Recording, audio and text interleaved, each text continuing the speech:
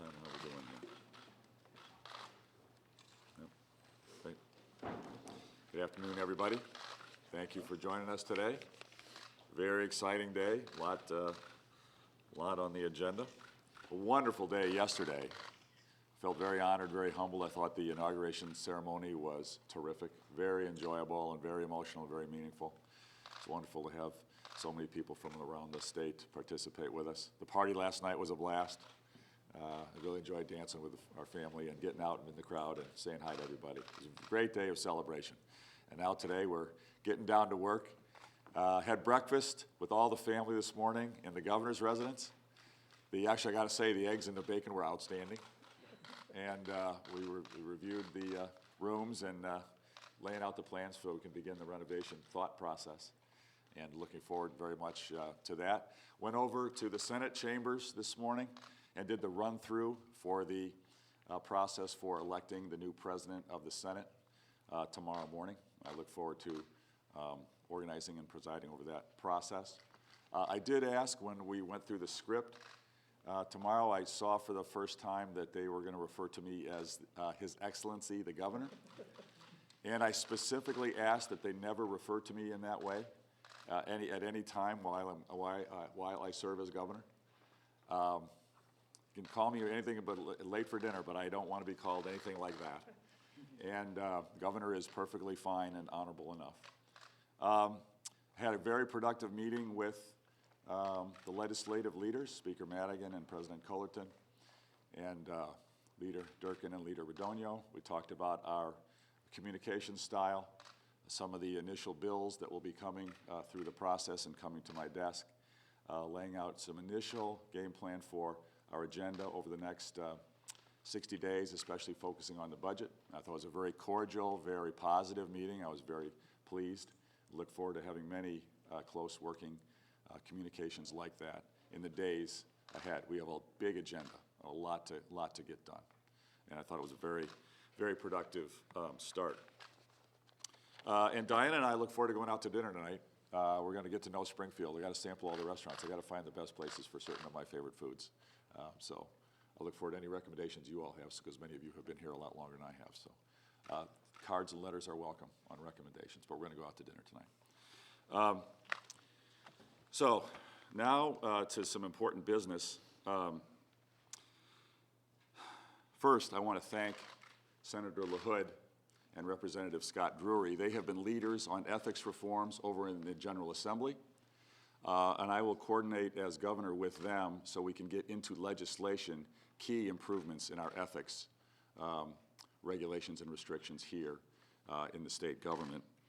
I will ask them to address you in a few minutes with some thoughts that they will be pursuing in the coming days. They've been leaders on this issue for quite some time. As I said yesterday, business as usual has got to end here in the state government. For far too long, we've had insider deals and cronyism. That's ruled the day here. It's caused the people of our state to lose faith in government, and that has undermined people's willingness to help the government in its mission. And we need help from the people. We've got to have confidence, because we're going to be asking for sacrifice. And people need folks to have more confidence in our government than they have today. It's essential that we improve ethics and accountability. We need to regain our good name.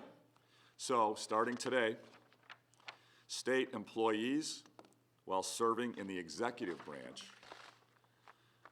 will not be allowed to negotiate for employment or compensation with a lobbying entity or with a lobbyist, which they are unfortunately allowed to do today.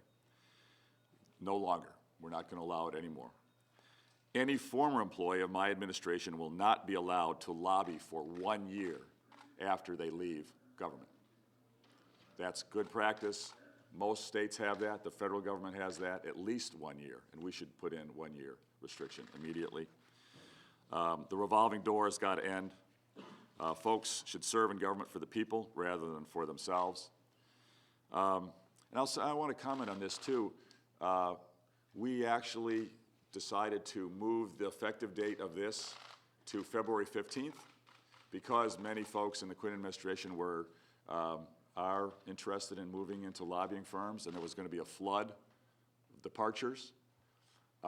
Shows how powerful this is, and rather than be bereft of transition help, we decided to delay the implementation date.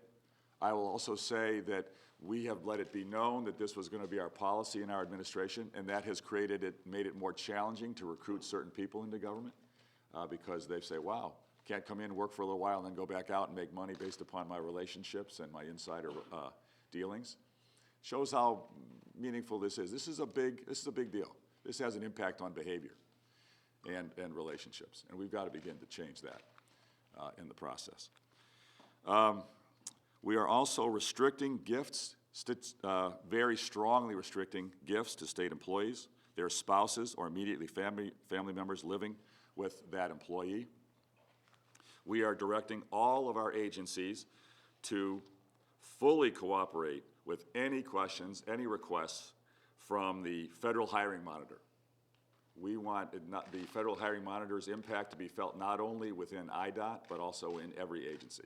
And we want that thought process and the issues to be dealt with throughout the government. And then lastly, we are taking steps to strengthen the economic interest statements and increase the disclosure within the economic interest statements. These are all steps that we can take starting today to get our state back on the right track and restore more confidence for the people of Illinois in our government. Thanks. Now I'll ask Senator LaHood and Representative Scott Drury to make a few comments. Well, thank you, Governor Rauner, and I commend the governor for his action today on ethics. Both Representative Drury and I are former federal prosecutors, have been strong advocates in the legislature for introducing legislation to reform ethics, specifically affecting the legislature. I'm the sponsor of a bill that would put in place a prohibition on members of the legislature becoming lobbyists. 37 other states already have that in place. The federal government has it in place. Every editorial board in the state is supportive of a revolving door ban. My bill over the last 3 years has been killed in subcommittee every single time. I think Representative Drury can talk about that. His has also. We also have a series of 5 or 6 other bills that would affect the legislature in terms of disclosure, in terms of shedding more light on the relationship between lobbyists and members of the legislature. So we applaud the governor and his actions today. Will continue to work in a bipartisan manner. And I should let you know my legislation, sponsored by Senator Heather Staines in the Senate, a Democrat, and this is a bipartisan issue. We look forward to working with the governor in a bicameral way to improve ethics and transparency in the state. And I want to thank and commend the governor on implementing this very important executive order. I'm Scott Drury, a state representative from the District of Highwood up north. It's important for people in Illinois to understand that members of the General Assembly know that ethics knows no party.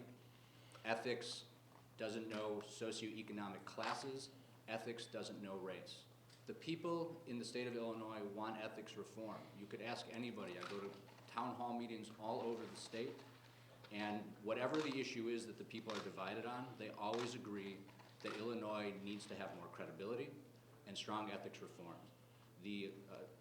The executive order the governor is about to sign today is a great and strong first step, and I look forward to working with him and with the senator in implementing similar reforms and stronger reforms through the General Assembly so that they can have the force of law. We intend to file a bunch of that legislation tomorrow that will include a gift ban act for the General Assembly, will include the revolving door legislation, and will also include a lot of the reforms that my former colleagues suggested years ago when the Reform Commission was down here in terms of giving us a grand jury for public corruption and making our mail fraud laws a lot stronger. As the senator said, we grew up in the U.S. Attorney's offices. I was in Chicago, he was out in Nevada. But we understand the importance of ethics, and we understand that without credibility, it's really hard to build a house.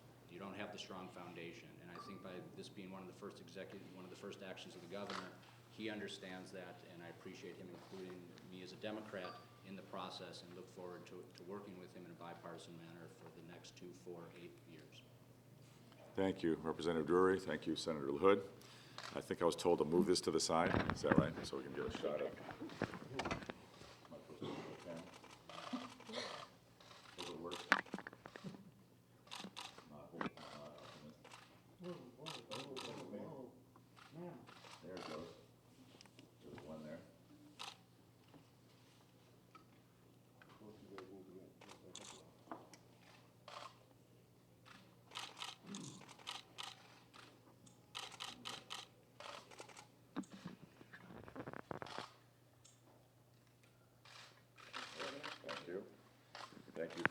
support of these efforts. Appreciate it. Thank you.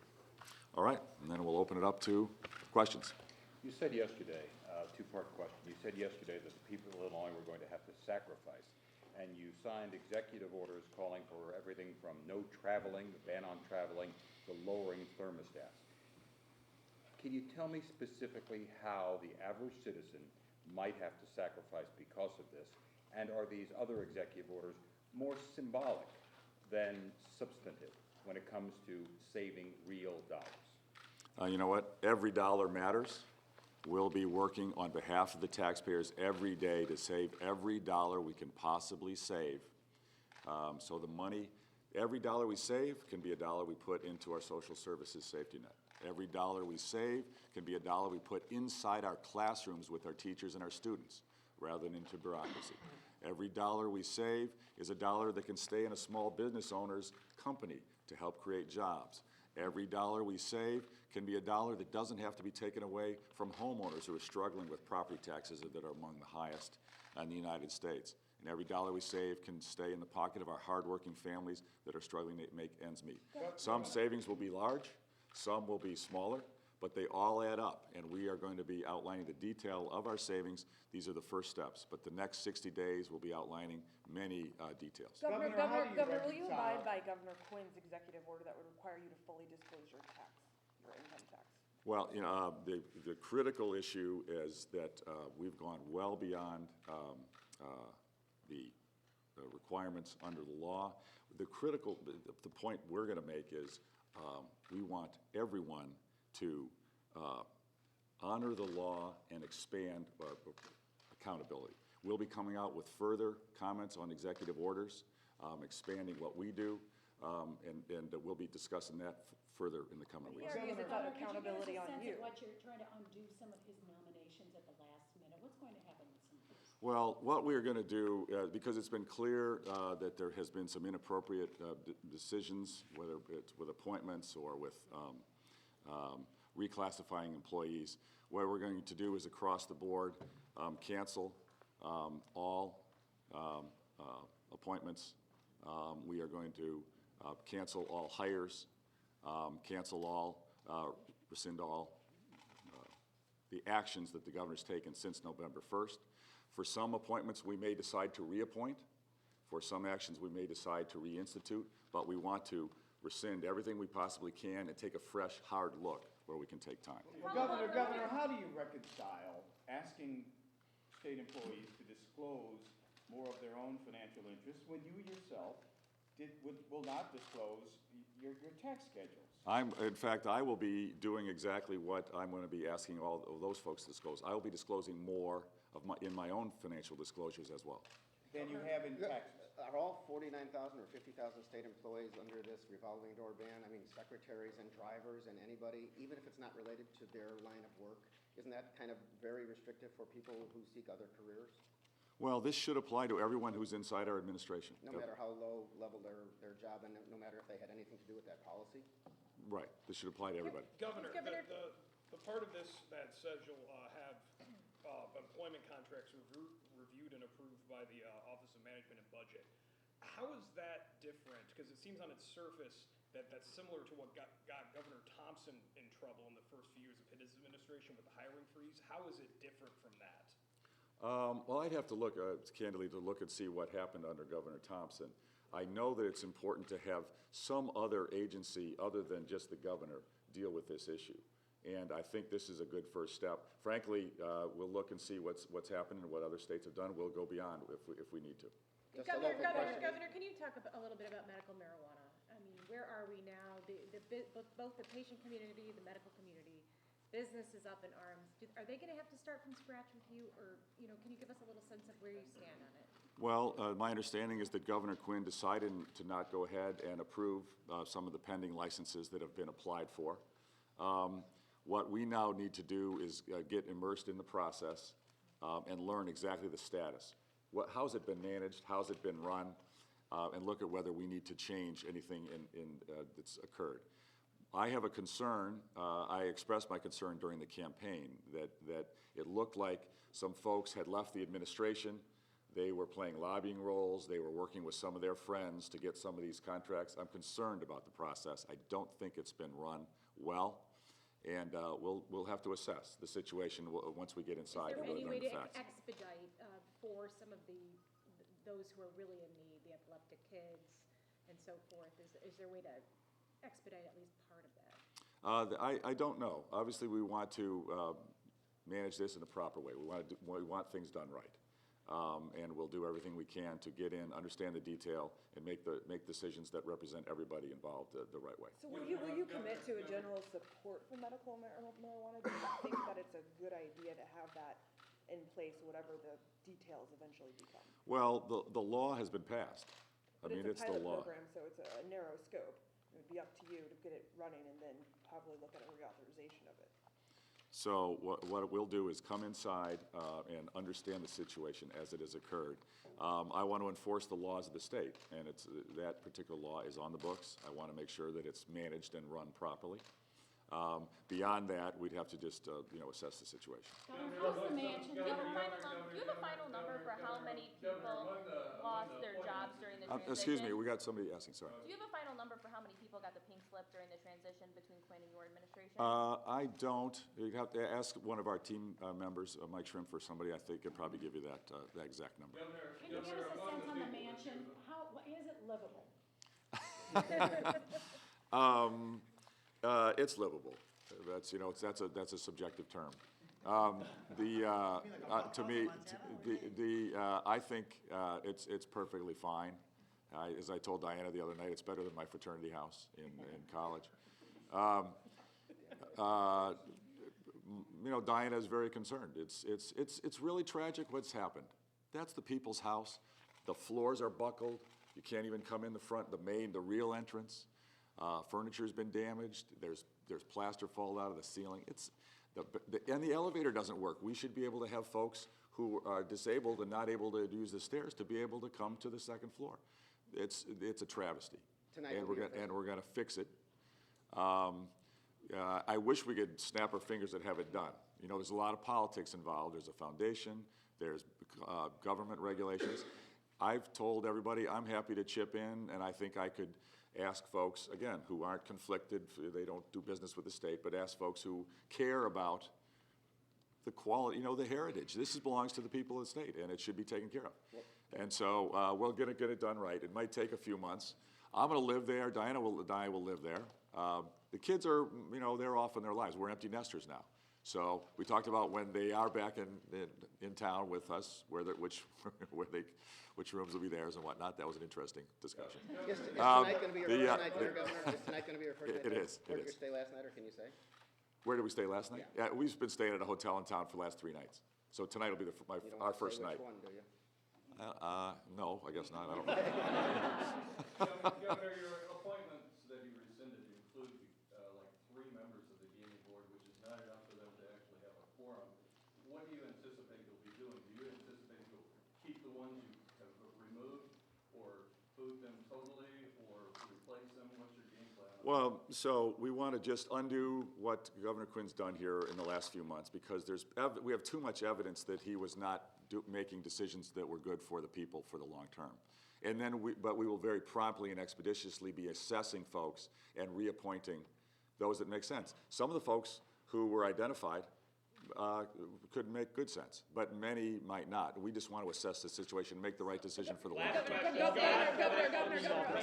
Yes? Excuse me. Let me go back to the mansion for a second. I believe there's about $5 million to repair the mansion that was put into the capital bill. Are you opposed to using the capital money that was already appropriated to fix the mansion? Well, I'll say a couple things. That's a good question. I'll say a couple things about it. We're in a financial crisis. Every dollar matters, and I want to make sure our social services are protected. I want to make sure our education's protected. Those are the critical priorities. And I think there's a possibility of not having to have the taxpayers come out of pocket, and to have folks who just believe in giving back and who are generous philanthropists who could help. It might make sense that it's better for the taxpayers to take advantage of that. Now, I'll say something else. This is a very important point. There's a mindset that we have in government that, well, it's part of the capital bill, or it's part of the the authorized appropriation, or it's already been authorized, or it's gonna, we can do it, we can bond it and we can borrow it. A dollar is a dollar, and this, the fact that it's already appropriated, but we haven't spent it, that, I don't care what's appropriated, where's the dollar coming from? If it's, you know, if we haven't spent it, that means it's in the taxpayer's pocket. We should protect the taxpayers. And the fact that we can borrow it under a capital program, there's a mindset, gosh, that's just, it's almost like it's free money, or it's easy, or we don't have to worry about it because we only pay, you know, 4% on it, so let's use it. No, borrowing money is expensive, and that's still taxpayers' dollars with an interest rate. We've got to change our mindset and protect the taxpayers first. Thank you. Thanks very much, everybody. Can you detail what some of these new first bills are going to be that you talked about with leaders? Is it going to be about budget, or are they going to be more general? Thank you very much, everybody. Look forward to working with you in the future. Appreciate it.